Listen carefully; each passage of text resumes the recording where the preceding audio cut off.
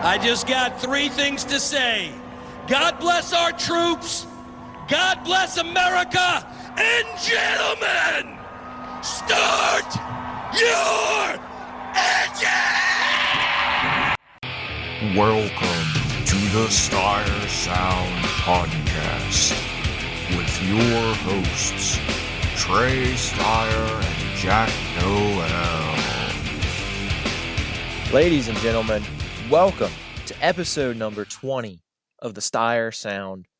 It is December finally. The year is starting to come to an end, and you can tell it's December in West Virginia because I woke up this morning and there was snow on the ground. Welcome to winter, folks. I'm Trey Stire, your host. Thank you for joining us, whether you're listening on Spotify, Apple Podcasts, iHeart Radio, YouTube, wherever you're at. Thank you for joining us and for tuning in. We've got a little bit to cover today. It seems like Australia these past few weeks has been the centerpiece of the Supercross and Motocross racing world. We had AUS-X Open a couple weeks ago. World Supercross just did their round in Gold Coast. The Australian Supercross series also just wrapped up and completed their season. Of course, Partzilla Arenacross still going on. We got some action to talk about and to wrap up. Not too many silly season moves. Most of the biggest ones have been covered the last couple episodes, although Husqvarna's team was finally revealed, as we all thought it would be. Malcolm Stewart and RJ back on the 450. Plus you have Ryder D, Casey Cochran, and Daxton Bennick on the FC 250 machines in the 250 class. Plus we'll talk about a few injury updates, maybe some Mini-O's discussion. I personally did not watch any of the action for Mini-O's, so it would be very brief to talk about that. And then to discuss the next couple episodes and how they are going to work for the show, just to keep you, all the listeners, updated. But thanks for listening once again. Joining me, as always, my co-host from the Dirt Bike Depot WMR KTM team, who just announced yesterday, we're recording this on Tuesday afternoon, the team announced a brand new sponsor joining the organization, so he can fill us in a little bit about the details there and what that means for the support of the team. But joining us, as always, Jack Noel. What's up, man? Thanks for joining us, as always. Yeah, man. How's it going? The off season for the team has been good. We've been enjoying our time off and putting our heads down in the market of trying to find new sponsors for next season and improve our program in every way we can. And bringing on a company like Dirt Legal was kind of in the works for some time. They wanted to find a company that aligned with their vision, and I think that we do that, or a team or something that aligned with what they were looking for, and I think we do that. And we're looking forward to our partnership. And it's a cool company to be a part of. They sponsor other race boat teams and stuff like that, but they haven't dipped into Supercross yet. So we're going to be their first taste of that, and I'm excited to represent not only represent Dirt Legal as a part of the team as one of our title sponsors. So the Dirt Bike Depot WMR KTM Dirt Legal Racing Team. It'll be fun. A lot to say, but so is the Club MX Muck Off FXR team. So it just adds into the fun. It'll be cool though. It's a good thing for the team. Having a title sponsor and having somebody that aligns with the visions that we're trying to do, I guess you should say, to accomplish. And I think that with this partnership, it'll be really good. Hopefully there's more in the future. Dirt Bike Depot, Dirt Legal, on dirt scooters, on a dirt floor, coming to you soon. But we'll hop into the meat and potatoes of this episode starting now.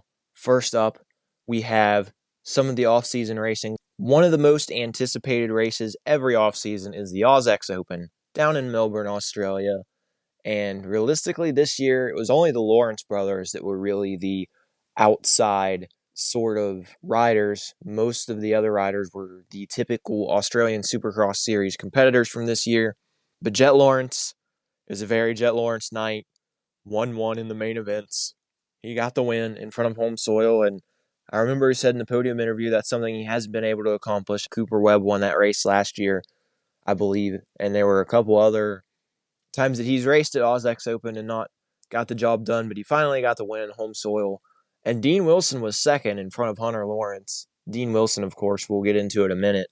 But man, what a season he had in the Australian Championship. In the SX2 class, there was lots of battles going on. Cole Thompson performing very well and getting the job done at the AUS-X Open. Racing was solid. Matt Moss also looked very good. It's weird that he's been battling some injuries, and it's been pretty shaky for him in World Supercross. But man, AUS-X Open, he was on fire. He was getting great starts, battling with the Lawrence brothers and Dean Wilson. And Mossy's been at the game for a long time, so really cool to see him still up front, still competitive. But we move, I think, to one of the most exciting races of the year, regardless of series. Gold Coast, Australia World Supercross race was an absolute banger. What a show. Fantastic racing all across the board. 250 class, surprise, surprise, Max Anstie wins again.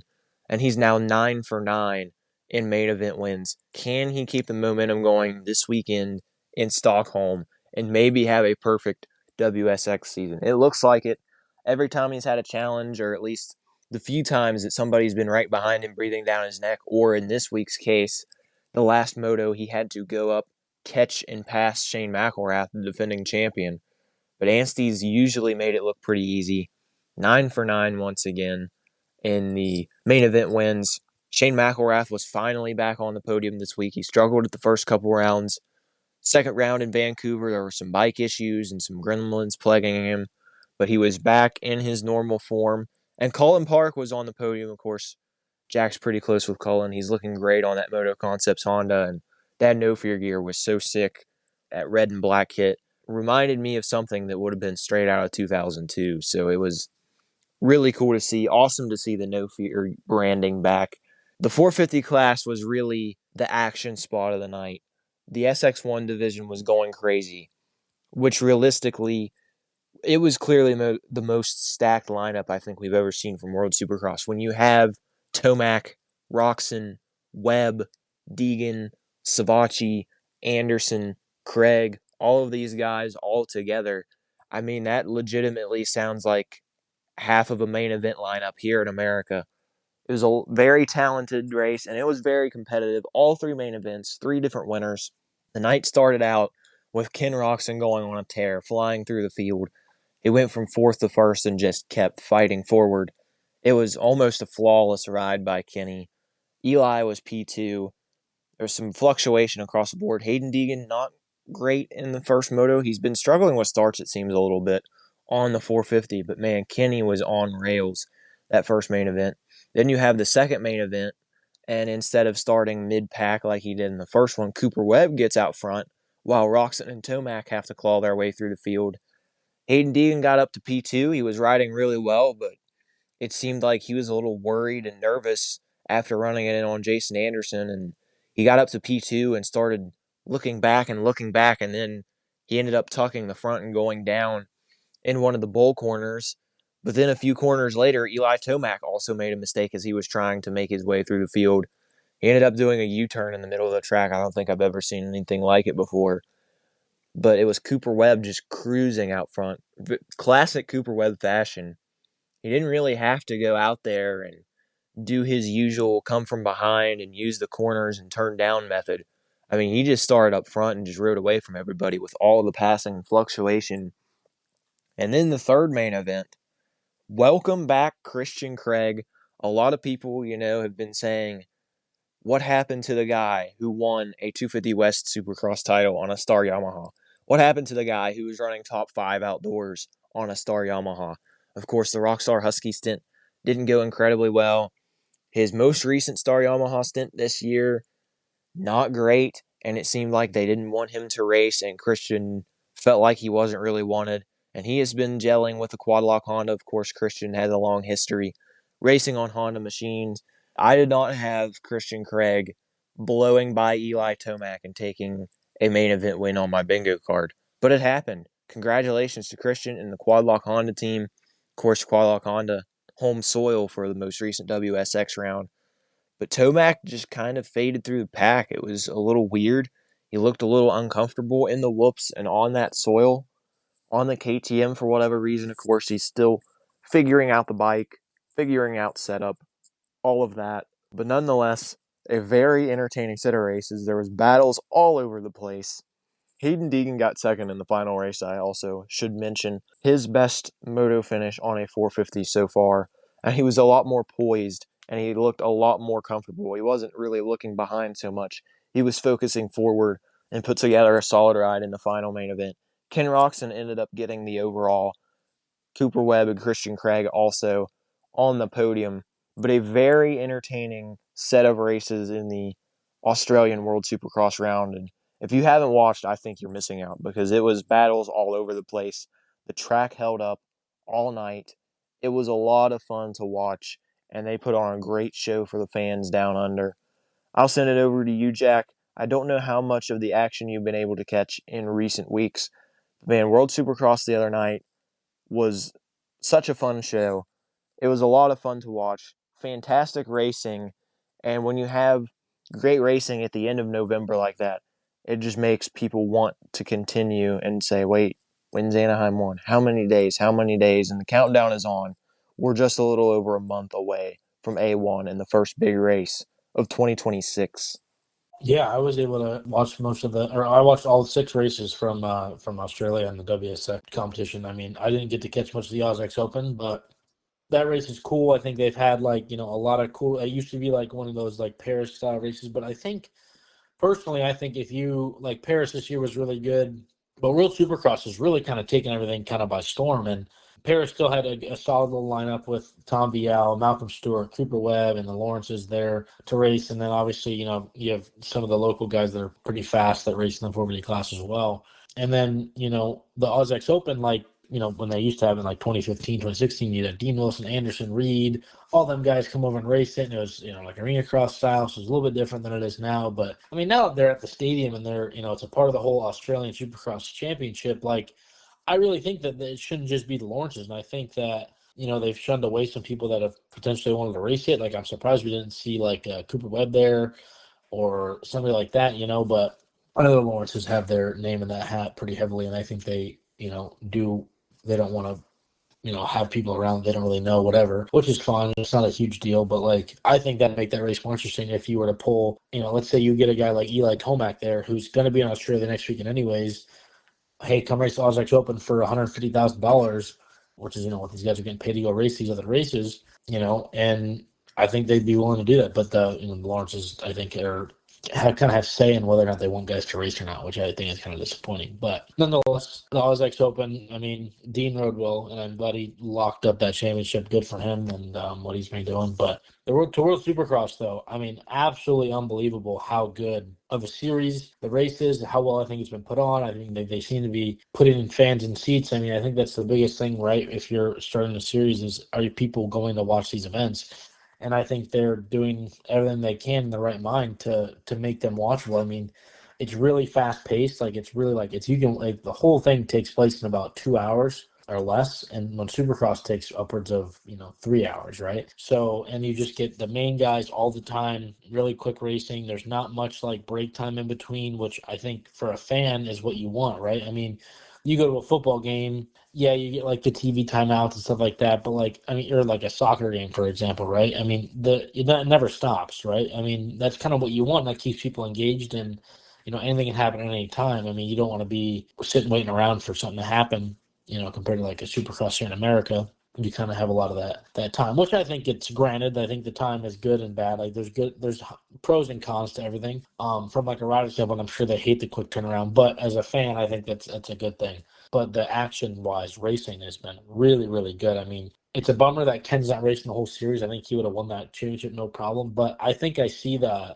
side of it where World Supercross wants a guy like Christian Craig or Jason Anderson or a Joey Sabachi to kind of be able to win this title, just to kind of, build their name up and kind of make them more marketable against guys like Tomac when they bring him in, hopefully for a whole year or however they decide to do it. But it's been really good. I mean, race 1 in the 450 class was very entertaining. It was super quick, movement from Ken Roczen. He looked unreal on the whoops. His corner speed was so good. And this is where Ken Roczen, in my opinion, is so fast. I mean, 8-lap race. It's technically a little bit longer than a heat race, and he's just ripping through the pack so fast, and he's just picking these guys apart, and he's able to go from fourth to first, which is really, really good. And then Moto 2 for the Hoovadies, I mean, it was really good as well. I mean, you get Cooper Webb out front, and then it kind of becomes a four-way battle for the podium, right? I mean, you have second, third, fourth, and fifth all right there, and it's Deegan, Sabachi, Anderson, and Roczen, I believe it was, right? Maybe it was Craig. No, Craig was down in the second moto, I believe. But yeah, I mean, it was really, really good racing. I mean, it's cool to see Deegan race against these guys because these guys definitely have something for him. It's not like it's as easy as in the 250 class where he can just pull away. I think he knows that these guys are faster than he is in certain areas, and he has to play defense. But I also think, like, he thinks everybody wants to kill him, which I think is a bad mentality to have. I think, and you saw it hurt him in the second moto when he went down. I mean, he makes the pass on Savatgy, makes a little bit of a mistake. Savatgy looks like he's about to run it in on him, and like he thinks Savatgy's going to run it on him, and then he kind of plays defense and is looking back and slowing himself down and bunching that whole group up is what he really did. I think he could have pulled away. I think he was faster than Savatgy was, overall on the whole track. So I was confused by the whole like style of racing. I think that he definitely needs to mature a little bit. I think I don't know if you heard Joey Savatgy's interview from Vital MX, it was really good. Like Lewis got a good piece there. I think just kind of breaking down what Savatgy was saying. Like, dude, what are you doing? Like, go forward. Like, I'm worrying about myself trying to get on the podium. Like, you pass me, go. Like, it's not like I'm trying to come kill you. And I talked to Deegan, and then Deegan plays all this like defense rule. Like, oh, I thought you were gonna do this, and Savatgy's like, no, and he's like, well. Then I think he said something to Duff, and then he like acts all tough about something. It's like, listen, man, like it's not like in the 450 class, in my opinion, and dirt bikes in general, like you won't get poked unless you poke already. Unless your name's Vince Freezy, then you just poke, just have fun. So like, if you get poked for something, like which could happen, but nobody's gonna blatantly go out and poke you if you haven't poked them in some certain sort of way. And if you get what I'm saying, it's kind of tough, like because some guys will poke out of nowhere, but I think it's.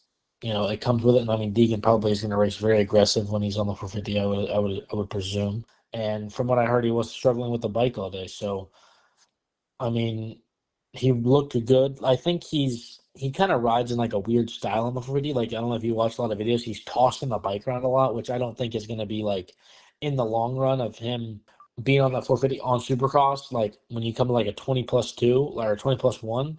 Like, there's no way he's going to be able to withstand the way he rides in those short races than he is in, like, a main event. There's going to have to be some style change or some sort of, like, being able to, like, control everything you're doing. Because I just don't see it happening, him being able to ride that way. The way he seems to be riding the 450 to be sustainable, I just don't think it is. Like, and it's, like, quick, but it's, like, quick in these short spurts, and it's, like, yeah, but it's like you make a lot of mistakes, like clip a lot of stuff, like not big mistakes, but like you're just kind of sloppy almost. But I think these tracks he's ridden have been very loose dirt, and it's like there's not a whole lot of ruts, and I think he struggles in that stuff.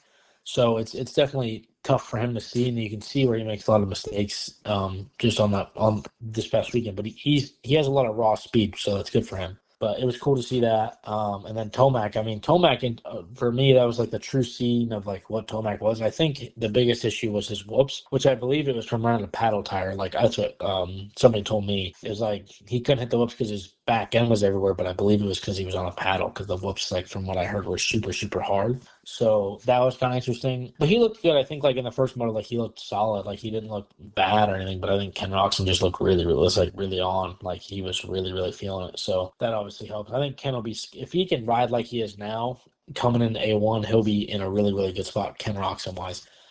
But I think Tomac has some more in the tank. Like he's still figuring it out. And yeah, like KTM just got to figure out that back end situation. I think if they can figure that out, he'll be good. Because I think overall that bike is solid. I don't think it's a bad bike at all. They just have a little bit of underlying issue with the back end. So if they figure that out, I think Tomac will definitely drastically improve his, over time. But I think Cooper Webb, I mean, it's kind of tough to say. Cooper Webb, like last year at Paris, sucked and then won the title. So it's like, I don't know, Cooper Webb was just kind of there, which was cool though. I mean, Coop is, it's kind of how he rides, to be honest. Like he's kind of always around, but then like all of a sudden he'll do something and win a race and he kind of comes out of nowhere. And then he ends up winning the title, and you're like, what the heck? But Christian Craig, man, I will give it to the guy. That guy was going fast, man. He was the best rider in the whoops that night, by far.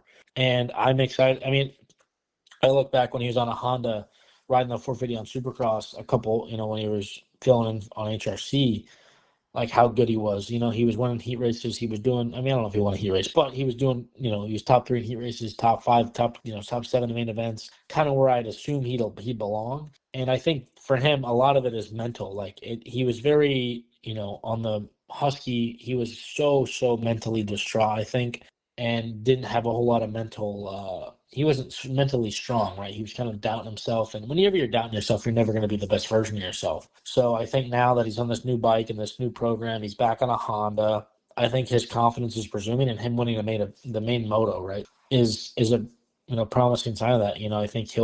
I think for me, now that Ken Roczen's not racing the whole series, he's my front runner to win this title, which for him, I think that would be massive. I think that would be, like, you could come into 2026 and be like, Christian Craig's a freaking, like, podium contender, no doubt. Like, and I would not be surprised to see Craig on the podium if he rides like the way he did in that last moto at, a slick round like Denver or something like that, or even like a Phoenix or something along those lines, like if he rode like he did then. So, but that, and then like Savatgy looked good, and he's kind of always been that like dark horse in that class, in my opinion. Like, he's bound for a top 5 at some point. Always lurked in the top 10, and then in the World Supercross side, he's looking for the podium. So it was cool to see. I mean, the racing's been really, really good for off-season racing to get this much and to get to see pretty much all the guys, all the top guys race. Some good level competition, and I think that's always a positive for us fans. We get to watch some more racing, and I really do hope the World Supercross Championship, kind of becomes a serious, like a more serious thing where like really like top guys really start taking it serious, and we get to see more guys be involved in the program. Like, I don't know, I just see like outdoors, in my opinion, Super Motocross kind of saved it. Like, the great outdoors, don't get me wrong, like it's great, but it's just very tough, in my opinion. Like, Supercross is so much more marketable to like an outside sourcing person compared to like motocross. So it's definitely interesting, but we'll see what happens. I think the World Supercross Championship has been great this year, and I'm excited to watch the last 2 rounds. But for the 250 class, my buddy Colin on the podium. Anstie and McElrath, or Anstie, I should say, looked really good. I thought McElrath might have been able to get the best of him, but like I said before, I think Anstie's going to win the East Coast. Whatever coast he races, I think he's winning that title, no doubt. I think he'll win 6 out of 8, 10 races. I think he'll be really, really good. So I think as long as he can stay healthy, and if he continues in the form he is now, he'll be dangerous come A1 or Arlington 1, whatever one you want to call it. But yeah, no, I thought the World Supercross races this past weekend were really good. I mean, it sucks that it's like a weird time thing, but granted, it has to be that way. But nonetheless, we get some good racing, and I think that Ralph and Daniel Blair bring a great little duo to the booth too. So it's been fun to watch, man. I can't lie. I'm enjoying the series, and I think it's competitive, and it's all you can really ask for. It's been a really fun time watching World Supercross this off season, and Gold Coast was the one race that I really was anticipating when the series announcement was made, when you had Tomac, Webb, Deegan, all getting ready to run the same race, and it was a lot of fun to watch. It delivered in every aspect, and now Kenny going out of the series, it's a bit of a bummer because Ken Roczen's so much fun to watch. Like you mentioned, just attacking the track and flying through the field. But that really opens up the championship fight in the 450 class between Craig, Savatgy, and Anderson. Those are the 3 guys that are really going to be going for it. I think Craig has a 5 or a 10-point lead over Savatgy, something like that. So still a lot at play in the last 2 rounds. Stockholm, Sweden, Cape Town, South Africa, still on the schedule. Tune in the next couple weekends for those. And you were mentioning about Cooper Webb not running AUS-X Open. I feel like I heard somewhere, and I don't remember where, so I'm not going to say something and be wrong for sure, but I feel like I heard someone say that Webb was not participating in AUS-X Open this year because he had the deal together to run the WSX Australian round. Not sure if that's 100% factual, but I could see that being true 100%.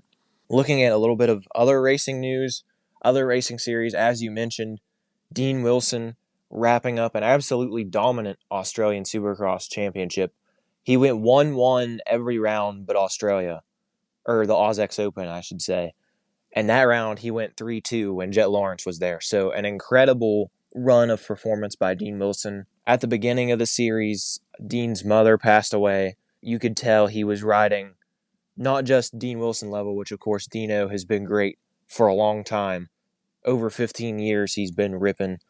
But man, it seemed like he really had that extra motivation, and winning the title in honor of his mom was a really cool moment. awesome to see for Dino, and it seems like he's one of the most popular people in the sport, in the paddock. Everybody really loves the guy. And to see him hoist up another championship was a really cool sight. And then in the SX2 class, unfortunately, Lux Turner went down at the AUS-X Open. It seemed like he was going to run away with the championship because he was absolutely ripping as well. He was riding very well, patient when he needed to be, but attacking when he needed to charge up front and to get a lead. But he went down. It was a crazy whoop crash. He tumbled over the net in one of the bowl corners after the whoops in practice for the AUS-X Open. Injured his wrist, unfortunately, but that left the door open for his teammate. Ryder Kingsford ended up winning the SX2 championship, I believe only 3 points or so, clear of Alex Larwood. It was a really close battle. But congratulations to both Dean Wilson and Ryder Kingsford for winning their Australian Supercross championships. Partzilla Arenacross also still going on. We had the Fayetteville, North Carolina. I said Arkansas last episode. I want to apologize. Usually when I hear Fayetteville, I think of Arkansas. That's where the Arkansas Razorbacks play their college sports. Also have a buddy, Gage from Arkansas. Shout out Gage. So I was probably thinking Arkansas when I saw Fayetteville, but I was wrong. It was Fayetteville, North Carolina. But regardless, it was the Dirt Bike Depot KTM Zone, Gage Linville on night 1 with a main event sweep. He did it night 2, I believe, in Montgomery, but he did it on night 1 in Fayetteville.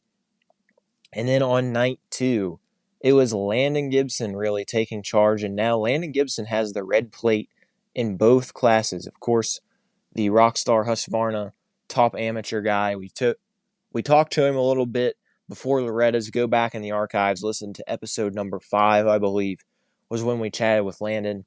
But Landon has been performing incredibly well. Taking a look at the points now in that series, their next round is a week from Friday. They're not racing this weekend, but it will be on the weekend of the 12th and 13th, Macon, Georgia. So if you're in the Georgia area or the surrounding area, go out, check things out. That event will be hosted in Macon Coliseum on December 12th and 13th. So go check that out. Should be fun action. But in the 250 Pro standings, Gibson has a 9-point lead over Liam Aloff. He lost some ground, struggled a little bit in the 250 main, I believe, on Saturday night of the last racing. But then the Pro Open class, Aiden Shive went down first corner, struggled. He got through the pack a little bit, but Landon Gibson was out front and won the main event. And now Gibson has a 3-point lead in the Pro Open class. Luke Neese a bit back, 19 points back to be exact, in third place. Then Hamden Hudson. Gage Linville's only raced 4 out of the 6 rounds, and he's tied for 4th in the Pro Open standings. He's been absolutely ripping. Shout out to Gage, of course. Then switching back to the 250 class, Hamden Hudson is 3rd there. He is 16 points back, and you have Luke Neese, the defending champion, in 4th. But it's been a lot of fun. The episodes air on tape delay on FS1, FS2 if you have standard cable YouTube TV. I believe there's some way on Hulu or Roku to also watch the action. So check that out. And also, of course, I want to plug my own brand here a little bit, but TransWorld Motocross, my boss Gavin, he's the main film guy for TWMX. He's out at most of these Arenacross races, providing recaps and footage if you'd like to go watch those. Really fun watches. You can see the action on track. Plus, he usually tries to grab an interview or two with some of the top stars of the night. Talking about World Supercross a little bit, I wanted to briefly mention some surprises, some disappointments. I feel like Christian Craig obviously is a surprise, a little bit at least, the last 2 years, like we've mentioned. Jack was talking about, it seemed like he lost his confidence a little bit, but now it seems like he is back and ripping again to that level he was at previously. But talking about surprises in the 450 class, I don't think it's really a surprise, but I think it's interesting to see that it seems like every round so far there's been a different 6th place guy or so. Because we've had like Kenny, of course, some of the wild cards like Justin Cooper raced, Tomac raced, Webb raced Australia, Deegan raced. But you have typically, of course, Savacci, Anderson, Craig in that top 5 area. But after that, it's been a different face, it seems like, every week. Devin Simonson was running really good in Argentina and had a solid round. It was Ryan Brees in Australia. Ryan Brees was fighting with Tomac for a little bit. I mean, he was looking good out there. Aranda too. Aranda looked really good for Yeah. the first time, I would say. And Aranda's, you know how fast he is. I mean, he was top 4 in qualifying, so that's really good. Yeah, pulled the whole shot briefly. Of course, I think back to Paris last year when Aranda pulls super pole on guys like Jet and Hunter and Cooper Webb. He definitely has some speed that we don't see it all the time, but man, when he uncorks some things, he's a hot lap warrior out there.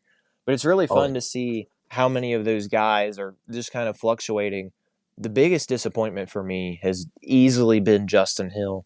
And I know there have been some things out there where he might be sandbagging or underprepared, at least might be the better terminology for that. But man, I expected Justin Hill to be up there fighting with guys like Savachi and Christian Craig maybe, but he's been back in 11th almost every round. It's been very strange to see his performance be so sour. And then you look over the 250 class, I think Shane McElrath, apart from Australia, has been a bit of a disappointment. I expected it to be Anstie winning the championship pretty handily this year, but I expected McElrath and even Cody Schock to be giving him a little bit more of a fight. But man, he is out there just destroying the competition. Of course, 9 for 9 in main event wins. But really, the whole 2nd through 8th range has been a lot of fun to watch in that SX2 class. We've mentioned it a couple times on this show. You have Schock, McElrath, Enzo Lopes, Cullen Park, Cole Thompson, Kyle Peters. All of those guys, it seems like, are fluctuating every week. Throw Michael Hicks in there as well on the Stark. He's had some good showings, but of course the whoops are still, it seems like, the Achilles heel of the electric machine. But Michael Hicks has been riding really solid. There's a lot of fun to watch. I don't know about you, but those are just a couple of my quick observations, some surprises and disappointments. I would mark Vince Freezy down as a little bit of a disappointment. I know he's newer on the electric bike, but usually Vince is competing in the top 5, competing for podiums in World Supercross, and he's not really shown that. He went down pretty hard in the whoops at qualifying in Argentina. I don't know how much that took a toll on him physically, but it might be worth noting that that could be some of his issues, and also just adapting to the electric bike completely. Of course, even you look at AMA Arenacross at the start of the year, and he was on the gas bike racing against the electric bikes. He was, of course, on the Moto Concepts Honda then. But real quick, can you give me a little bit of your surprises and maybe some disappointments so far through WSX? yeah, I would say my surprise is probably a guy like Craig. I think I don't really expect much, being that he was fresh on the bike and that he's a new team. And obviously, this weekend in Australia was the first time I think he really surprised any of us, to be fair. I think he's kind of been under the radar a little bit at the first 2 rounds, but hopefully this means more. So I kind of agree with you with the whole Freezy thing. I think the Stark is definitely it's a whole, like, I think Hicks is really good on it, but I think he's been riding it for so long and like he rides it regularly.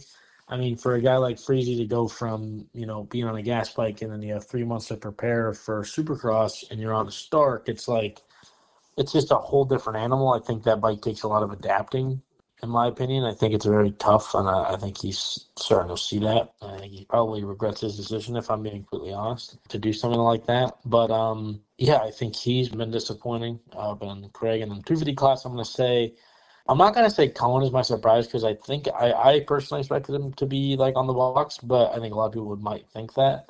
My surprise, I would say, has probably been, it's tough to say because like I feel like it's very like even, but maybe Cole Thompson, comparing, like, just saying, like, I know he had a good World Supercross season last year, but his Super Motocross playoffs and his Supercross results in America were always kind of poor, and obviously like he shows up for these world rounds and is somewhat competitive, so like he's been kind of surprising to me. I thought he might not have been that good, but he's been, competing in the top 5, and I think he has really good speed, so that's good. And then my disappointment has got to be Shane McElrath. I mean, I think Shane, going into it, probably expected himself to be battling with Max Anstie every weekend, and it seems to be it's been the opposite. So he's been kind of battling from the back and battling with guys he's not used to, and I think he's not like, I mean, granted, he's had some bike issues, but I think it's been a lot tougher for him than I think he expected it to be. I think he would have expected, in my opinion, it would have been him and Max in the top 2, and then these guys are going to fight for third. So I mean, that's what we all expect in the 250 class, and he's kind of been, borderline on the podium sometimes. So Yeah, I think that's my surprise and disappointment from World Supercross. I think you could even say a surprise in World Supercross in the duty class would be like a guy like Hicks, right? Like I think he's not great in the US, but then he's showing up there. So, not jumping off the boards in the US, I should say, but he's, somewhat good on the electric bike there in World Supercross. So it's cool. I think World Supercross is like a vast variety of riders, and like you could like list every guy A to C tier, and you kind of have a lot of guys in the A, B, and then you have the even amount of guys in A, B, and C tier kind of compared to like the US, where you probably have a lot of guys in A. If you look like A1 main event from 2020, 2020, this last year even. I mean, heck, like Malcolm Stewart I guess he crashed, but he's getting like 14th or something like that. So it's just crazy how, like, it's the vast variety of difference of riders that World Supercross has, but as long as the battles are good and there's some guys competing for the win, I think it's going to prosper. Moving on now, as we start to wrap up this episode, I want to briefly mention some of the champions from Minios, as I mentioned at the start of the show. I didn't really watch any of the action, but going to give shout-outs where they're due. Deegan Dino taking home the first amateur major championship for the Triumph brand. Of course, Dino was a part of the Orange Brigade team, won a class at Loretta's this past year, but he wins the 250A Supercross title at Mini O's. Cade Johnson was very successful. He won 250 Pro Sport and 450 Pro Sport Supercross. He got a tryout ride with Team Green. Interesting to see if that will continue throughout the rest of the season. 250 Pro Sport Motocross, it was Carson Wood, the rising star for the Monster Energy Yamaha Star Racing team. Surprise, surprise, once again, a Star Yamaha kid winning an amateur class. Then you look at 450 Pro Sport Outdoors. Mikkel Harup was racing Mini O's on the Triumph. Very interesting to see him there. He wins the 450 Pro Sport class. You look down through the list, you look at a guy like Talon Henson winning the 65cc 10 to 11 outdoor class.